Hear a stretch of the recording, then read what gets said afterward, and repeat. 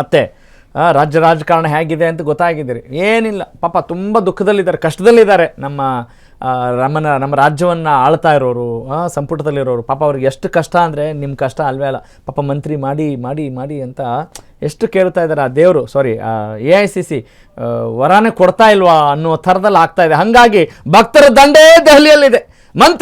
ಮಂತ್ರಿ ಮಾಡಿ ದೆಹಲಿಗೆ ಶಾಸಕರ ದಾಂಗುಡಿ. Yes, let's go for that news.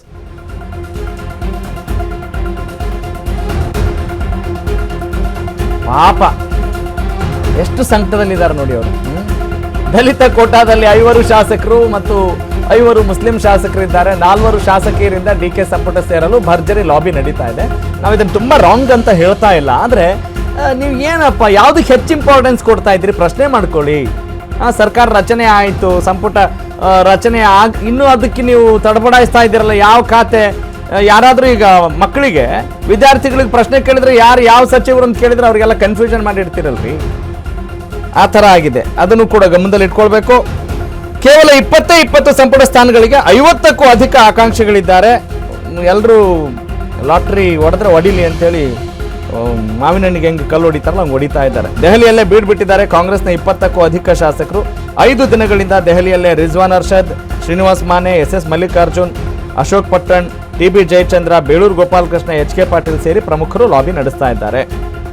ಪಾಪ ಅವ್ರಿಗೆ ಅನಿಸ್ಬೋದು ನಮ್ಮ ಮಾತುಗಳನ್ನ ಏನಾದರೂ ಅವ್ರು ಕೇಳಿದ್ರೆ, ಅಯ್ಯೋ ನಮ್ಮ ಕಷ್ಟ ನಮಗೆ ಗೊತ್ತ್ರಿ, ನಾವೆಲ್ಲ ಎಷ್ಟು ಖರ್ಚು ಮಾಡಿ ಬಂದಿದ್ದೀವಿ ಗೊತ್ತೇನೋ, ನಾವು ಅದನ್ನು ರಿಕವರಿ ಮಾಡೋದು ಬೇಡವಾ, ನಿಮಗೇನು ಗೊತ್ತಿಲ್ಲ, ಕೂತ್ಕೊಂಡು ಏನೋ ನೀವು ಓದ್ತೀರಾ ಅಂತ ಹೇಳ್ಬೋದು ಅವರು ಅಲ್ವಾ. ಯಾವೆಲ್ಲ ಆಕಾಂಕ್ಷಿಗಳಿದ್ದಾರಲ್ಲ, that is their job, this is my job. So ನಾನು ಈ ಪ್ಲೇಸಲ್ಲಿ ಹೀಗೆ ಮಾತಾಡ್ತಾ ಇದ್ದೀನಿ.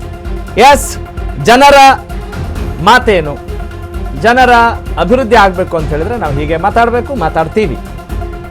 That is our stand. Okay, ಮಂತ್ರಿ ಮಾಡಿ ದೆಹಲಿಗೆ ಶಾಸಕರ ದಾಂಗುಡಿ, ಹಂಗೆ ಹೇಳೋದು ನಾವು.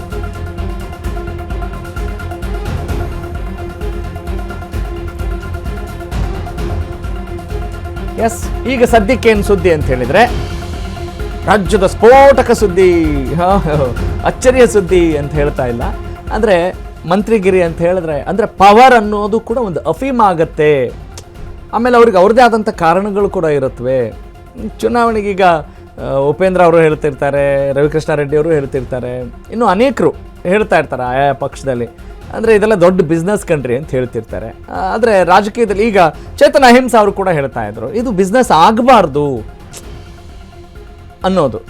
ಅಂದರೆ ನೀವು ಬಡವ್ರನ್ನ ಶೋಷಣೆ ಮಾಡಿ ಈ ರೀತಿ ದುಡ್ಡು ಮಾಡ್ತಿದ್ದೀರಿ ಅನ್ನುವ ಒಂದು ಲೈನ್ ಬರುತ್ತಲ್ಲ, ಅದು ಸಮಾಜದ ಪ್ರತಿಯೊಬ್ಬರಲ್ಲೂ ಇದೆ, ಪ್ರತಿಯೊಬ್ಬ ನಿರ್ಗತಿಕರಲ್ಲಿದೆ, ಯಾರಿಗೆ ಸಮಾನತೆ ಸಿಕ್ಕಿಲ್ಲ ಅಂತಿರ್ತಾರಲ್ಲ ಅಂಥವ್ರಿಗಿದೆ. ಹಾಗಾಗಿ ಈ ಪ್ರಶ್ನೆಗಳು ಚರ್ಚೆಗೆ ಗ್ರಾಸವಾಗ್ತಾ ಇದೆ. ಓಕೆ, ಈಗ ಯಾರೆಲ್ಲ ಇದ್ದಾರೆ ನೋಡ್ತಾ ಇದ್ದೀರಿ. ಮಾಜಿ ಸಚಿವರು ಕೋಟಾದಲ್ಲಿ ಈಗೆಲ್ಲ ಯಾರು ಸಚಿವರಾಗಿದ್ದರು? HK ಪಾಟೀಲ್ ಅವರಿದ್ದರು, ಆಮೇಲೆ ದಿನೇಶ್ ಗುಂಡೂರಾವ್, ಸಂತೋಷ್ ಲಾಡ್, ಮಧು ಬಂಗಾರಪ್ಪ, ಇವರೆಲ್ಲ ಸಚಿವರಾಗಿ ಕಾರ್ಯನಿರ್ವಹಿಸಿದವರು. ಆಮೇಲೆ MC ಸುಧಾಕರ್ ಚಿಂತಾಮಣಿಯಿಂದ. ಇನ್ನು ಮುಸ್ಲಿಂ ಶಾಸಕರ ಲಾಬಿ ಯಾರೆಲ್ಲ ಮಾಡ್ತಾ ಇದ್ದಾರೆ? NR ಕ್ಷೇತ್ರದ ತನ್ವೀರ್ ಸೇಠ್ ಆಗಿರ್ಬೋದು, ಪರಿಷತ್ ಸದಸ್ಯರಾಗಿರುವಂಥ ಸಲೀಂ ಅಹಮದ್ದು, ಶಿವಾಜಿನಗರದ ಶಾಸಕರು ರಿಜ್ವಾನ್ ಅರ್ಷದ್ ಅವರು, ಇನ್ನು ಶಾಂತಿನಗರದ ಎನ್ಯಾ ಹ್ಯಾರಿಸ್, ಹಾಗೆಯೇ ಚಾಮರಾಜನಗರದ ಜಮೀರ್ ಅಹಮದ್ ಖಾನ್ ಅವ್ರು ಬರೀ ಅವರೊಬ್ಬರೇ ಅಲ್ಲ, ಅವರೊಬ್ಬರೇ ಮಾಡಲ್ಲ, ಅವರ ಅಭಿಮಾನಿಗಳೇ ಲಾಬಿ ಮಾಡ್ತಾರೆ. ನಮ್ಮ ಹಾಗೆ ಅದೊಂದು ವಿಭಿನ್ನ ಹೋರಾಟ. Let it be. ಇನ್ನು ಮಹಿಳಾ ಕೋಟಾದ ಅಡಿಯಲ್ಲಿ ಲಕ್ಷ್ಮೀ ಹೆಬ್ಬಾಳ್ಕರ್ ಬೆಳಗಾವಿ ಗ್ರಾಮೀಣ ಕ್ಷೇತ್ರದಿಂದ, ಇನ್ನು ಪರಿಷತ್ ಸದಸ್ಯರಾಗಿರುವಂಥ ನಟಿ ಉಮಾಶ್ರೀ ಅವರು ಕೂಡ ಇಲ್ಲಿ ಪ್ರಯತ್ನ ಪಡ್ತಾ ಇದ್ದಾರೆ. ಇವರೆಲ್ಲ ಮಹಿಳಾ ಕೋಟಾದಲ್ಲಿ ಇವರು, ಲಕ್ಷ್ಮೀ ಹೆಬ್ಬಾಳ್ಕರ್ ಮತ್ತು ಆಮೇಲೆ KGFನ ರೂಪಾ ಶಶಿಧರ್ ಅವರು ಕೂಡ ಇಲ್ಲಿ ಇದರಲ್ಲಿದ್ದಾರೆ, ರೇಸಲ್ಲಿದ್ದಾರೆ.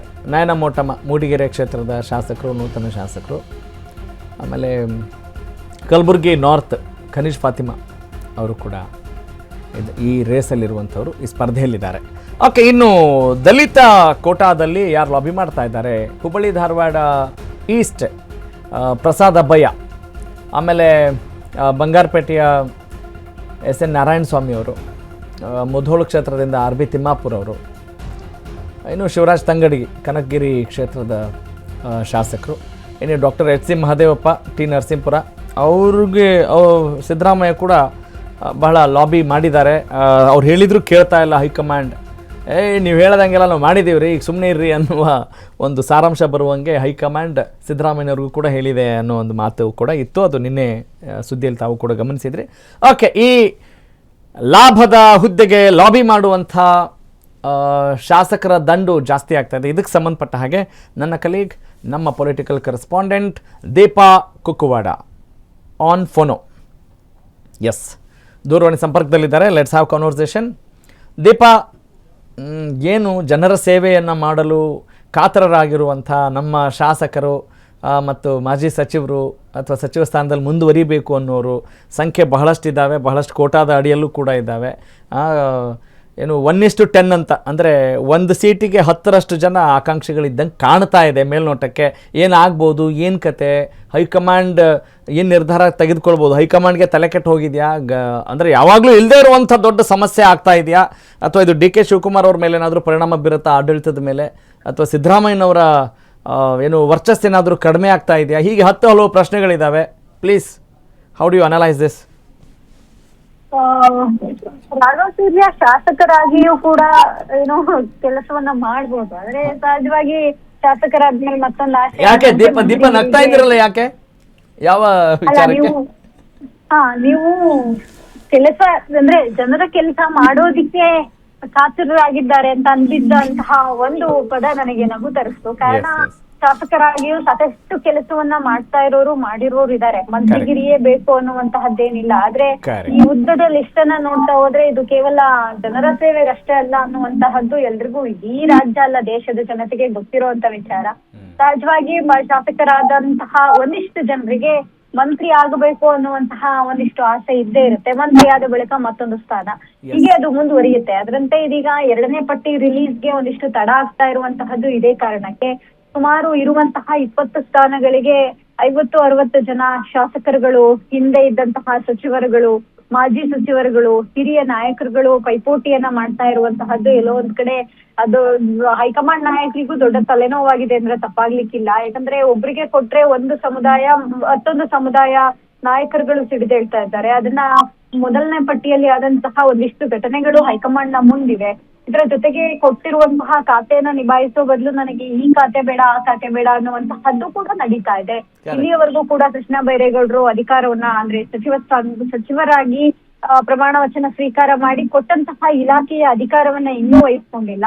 ದೆಹಲಿಯಲ್ಲೇ ಕೂತು ಲಾಬಿಯನ್ನ ಮುಂದುವರಿಸಿದ್ದಾರೆ. ಇವೆಲ್ಲವೂ ಕೂಡ ಹೈಕಮಾಂಡ್ ನಾಯಕರಿಗೆ ಸಹಜವಾಗಿ ತಲೆನೋವನ್ನ ತರಿಸಿದೆ. ಈಗ ಇರುವಂತಹ 20 ಸ್ಥಾನಗಳಿಗೆ ನಾ ಹೇಳ್ದಂತೆ 50-60 ಆಕಾಂಕ್ಷಿಗಳು ದೆಹಲಿಗೆ ಹೋಗಿರುವಂತದ್ದು. ಎಲ್ರೂ ಕೂಡ ಹೈಕಮಾಂಡ್ ನಾಯಕರ ಮೇಲೆ ಪದೇ ಪದೇ ಒತ್ತಡವನ್ನ ಹಾಕ್ತಿದ್ದಾರೆ. ಹೈಕಮಾಂಡ್ಗೆ ಆಪ್ತ ವಲಯ ಯಾರ್ಯಾರಿದ್ದಾರೆ ಅವರ ಮುಖಾಂತರ ಏನು ಒತ್ತಡವನ್ನ ಜಾಸ್ತಿ ಮಾಡ್ತಾ ಇದ್ದಾರೆ. ಹೀಗಾಗಿ ಸಹಜವಾಗಿ ಈ ಪಟ್ಟಿ ಬಿಡುಗಡೆ ಇಷ್ಟೊತ್ತಿಗೆ ಆಗಬೇಕಾಗಿತ್ತು. ಪೂರ್ತಿ ಪ್ರಮಾಣದ ಸಚಿವ ಸಂಪುಟ ರಚನೆ ಆಗ್ಬೇಕಾಗಿತ್ತು. ಆದ್ರೆ ಅದು ಯಾವುದೂ ಕೂಡ ಆಗಿಲ್ಲ. ಅದರ ಬದಲಾಗಿ ಇನ್ನೂ ಕೂಡ ಅಂದ್ರೆ 20-21ರ ಮೇಲೆ ಈ ಒಂದು ಸಂಪುಟ ಆಗತ್ತೆ, ಅಂದ್ರೆ ಇರುವಂತಹ 20 ಜನರ ಸಂಪುಟ ಪೂರ್ಣ ಆಗುತ್ತೆ ಅನ್ನುವಂತದ್ದು ಕೂಡ ಸದ್ಯಕ್ಕಿರೋ ಮಾಹಿತಿ. Raghav Surya. Got it. Thank you Deepa.